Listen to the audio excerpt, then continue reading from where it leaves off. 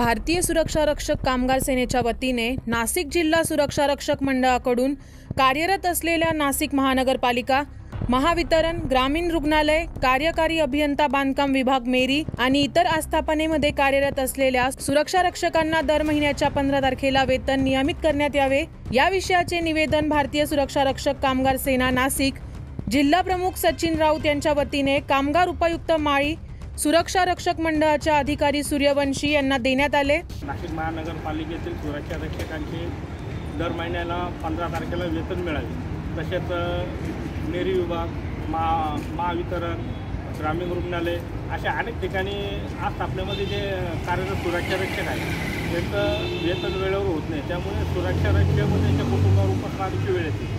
यावेळी सुरक्षा रक्षकांच्या समस्याबाबत चर्चा करण्यात आली। तसेच सुरक्षा रक्षक मंडळाच्या अधिकारी सूर्यवंशी यांना लवकरात लवकर मागण्या पूर्ण करून आस्थापनेतील संबंधित अधिकाऱ्यांची बैठक बोलवण्यात येणार असल्याचे सांगितलंय। 9 न्यूज महाराष्ट्रसाठी प्रतिनिधी ज्ञानेश्वर अंधाळे, सातपूर।